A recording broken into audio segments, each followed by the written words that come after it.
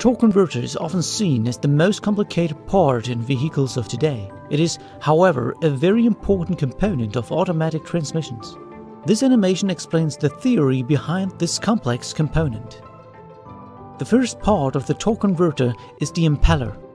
It has curved blades and is filled with fluid.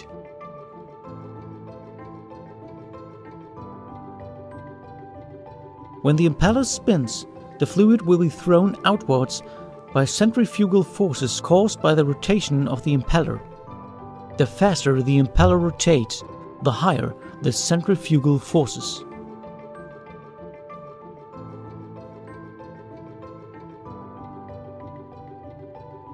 The turbine is situated opposite to the impeller.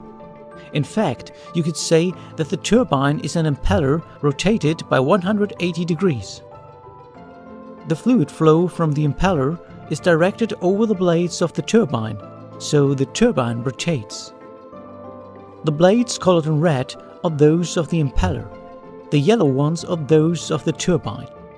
Here we can see that the yellow blades of the turbine are much slower than those of the impeller, because, for example, torque conversion and energy losses between impeller and turbine take place. Let's have a closer look on the flow of the fluid. The fluid in the impeller is forced outwards due to centrifugal forces and transmits the energy to the turbine. The turbine's blades are installed in such a way as to allow the fluid to flow to the inner part of the turbine and in the impeller. From there, the cycle repeats itself. This device is called a fluid coupling. Here, no torque is converted. To convert torque, another special feature is necessary: the stator, which is interposed between the impeller and the turbine. The fluid flows through the turbine to the stator. The stator's curved blades turn the fluid flow at an angle of almost 90 degrees. The result is a multiplication in torque because the fluid flows back more slowly. The impeller is mounted to the housing, and the housing is connected to the engine. Consequently, the impeller receives the mechanical energy produced by the engine. In general, torque converters use a lockup clutch that will be explained later on, and a turbine output shaft that connects the turbine to the transmission and the wheels of the vehicle.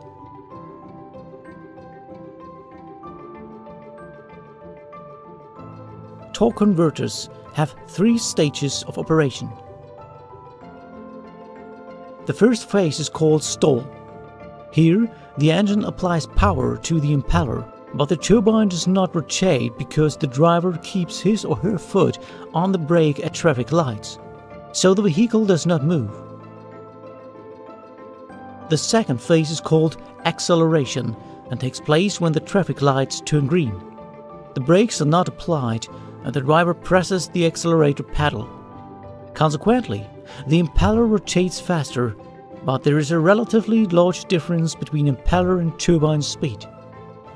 Under this condition, the converter produces torque multiplication. For acceleration, this torque multiplication is needed. The third phase is called coupling. The vehicle moves fast.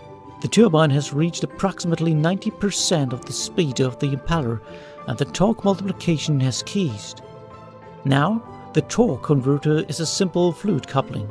Modern vehicles use at this stage of operation a lockup clutch to lock the turbine to the impeller. This eliminates losses associated with fluid drive.